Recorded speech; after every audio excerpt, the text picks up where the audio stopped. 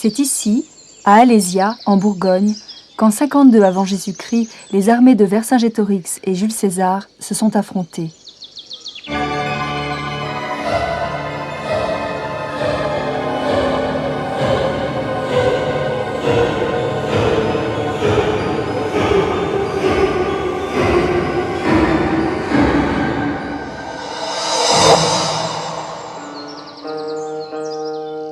En 52 avant Jésus-Christ, le plateau d'Alésia est une enceinte fortifiée. Les tribus gauloises ont pour habitude de vivre sur des hauteurs, position plus facile à défendre. Devant nous, le village d'Alyse-Sainte-Reine, site de la bataille d'Alésia. Retour vers le passé. En 52 avant Jésus-Christ, le village n'existe pas. Le plateau est entouré d'une falaise calcaire. Au pied de cette falaise se trouvent quelques fermes gauloises et des fortifications aux deux extrémités.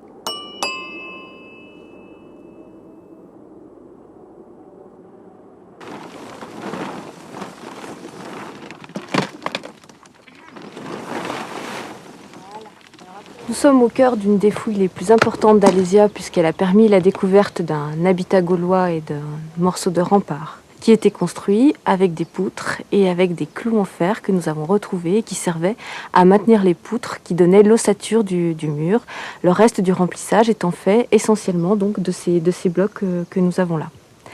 À l'arrière de ce rempart s'est installé 5 maisons qui se sont appuyées sur le rempart d'un côté et sur le rocher de l'autre côté. Donc j'entre dans une maison gauloise qui était construite avant la bataille d'Alésia, sur l'arrière d'un des remparts de la ville. Alors cette maison, elle a une surface d'environ 23 mètres carrés et elle est construite en pierre sèche pour les fondations et son élévation qui a complètement disparu était faite de pans de bois et de torchis. Alors le foyer lui-même, sur lequel on faisait la cuisine et qui permettait à tout le monde de se chauffer, était construit avec des pierres qui sont là, sur lesquels on posait une chape d'argile. Et ce qui fait rouge, et ce qui a durci l'argile, c'est bien sûr l'action du feu.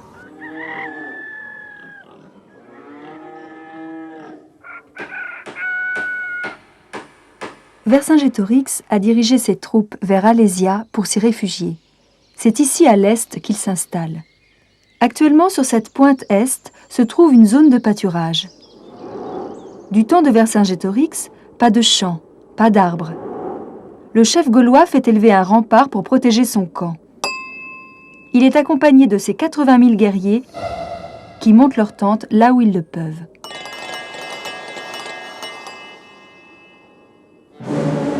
Vercingétorix, représenté par cette statue du XIXe siècle, est le jeune chef que se sont donnés les Gaulois pour combattre César.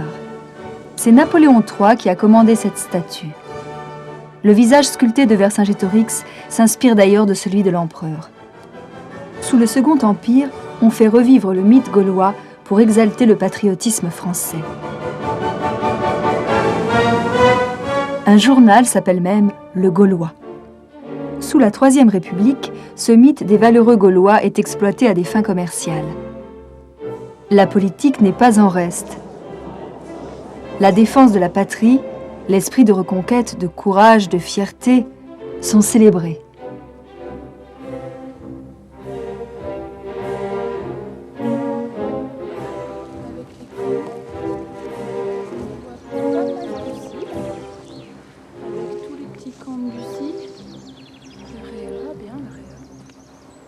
De Vercingétorix, on en sait finalement peu de choses. On sait qu'il est arverne, donc originaire de l'Auvergne actuelle, qu'il est probablement jeune.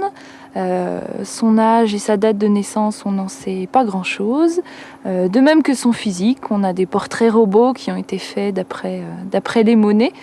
Mais on peut pas s'y fier réellement puisque les monnaies, c'est plutôt des visages idéalisés. Donc finalement, on sait peu de renseignements sur sa personnalité et sur sa vie. L'adversaire de Vercingétorix, Jules César, est mieux connu. Au XIXe siècle, les Français le représentent comme un chef intransigeant et cruel. Pourtant, des sculptures et des portraits de lui, faits de son vivant par des artistes romains, le montrent sous un aspect très différent. En 52 avant Jésus-Christ, César est général et proconsul de la République romaine. Il compte sur ses victoires pour devenir le chef suprême de l'Empire qui est en train de se constituer. Quand César arrive devant Alésia, il établit son camp sur le mont Flavigny. De sa tente, il peut observer le village gaulois et ses fortifications.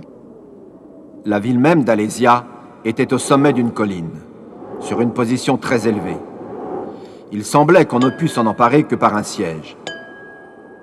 César ordonne de construire une ligne fortifiée tout autour du plateau. Elle est longue de 15 km. La ligne fortifiée est composée d'un rempart de pierre, sur lequel est montée une palissade de bois. À intervalles réguliers, des tours d'environ 9 mètres. Sur le mur, des branchages aux pointes acérées. Au pied du rempart, 2 fossés, dont l'un est rempli d'eau. Plus en avant, d'autres pièges, des pointes de fer, des trous avec des pieux au fond, des branches barrent la route à l'ennemi. Une sortie de la cavalerie gauloise ne peut empêcher l'achèvement des fortifications romaines. Vercingétorix appelle les tribus gauloises à son secours. Voilà maintenant 1 mois que Vercingétorix est assiégé. Il attend les renforts qu'il a appelés à son secours. Depuis son arrivée, le paysage qui s'offre à lui s'est considérablement modifié. Du rempart, il voit la palissade romaine. Puis derrière celle-ci, les 60 000 hommes de l'armée de César qui l'assiègent. La seconde ligne protège les Romains de l'armée de secours gauloise qui risque d'arriver au sud. Avec ses 20 km de tour, elle est plus longue que la première. Enfin, l'armée de secours arrive. Elle est acclamée par les assiégés. Selon César, elle compte 250 000 guerriers.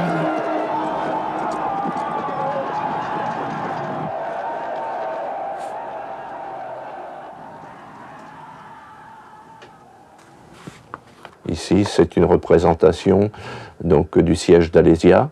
Au premier plan, vous avez un soldat romain avec son casque de bronze et sa crête en crâne cheval.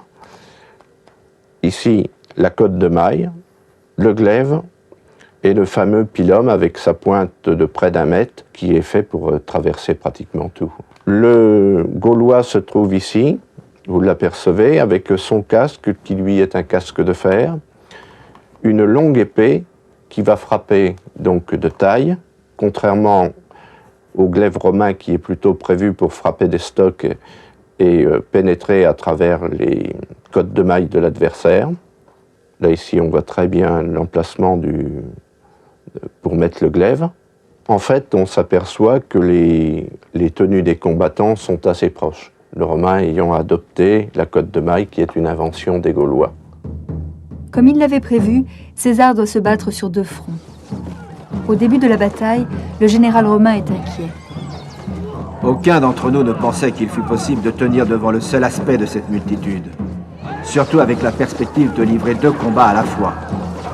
Les assiégés faisant une sortie cependant que paraîtrait à l'extérieur une infanterie et une cavalerie aussi importante.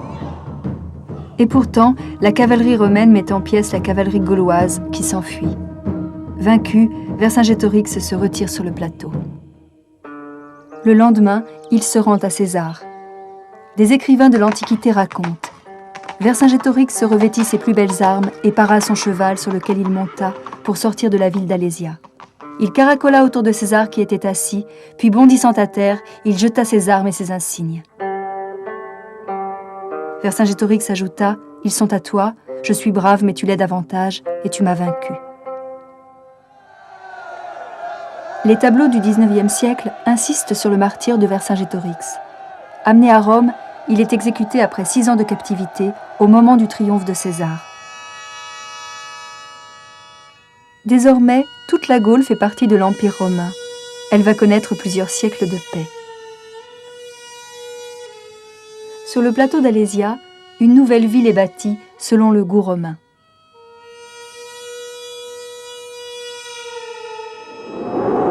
Aujourd'hui, à Alésia, on retrouve des vestiges des civilisations gauloises et romaines. Ces traces nous aident à comprendre comment, après la défaite d'Alésia, ces civilisations s'influencent l'une et l'autre. Ainsi, la Gaule devient gallo-romaine.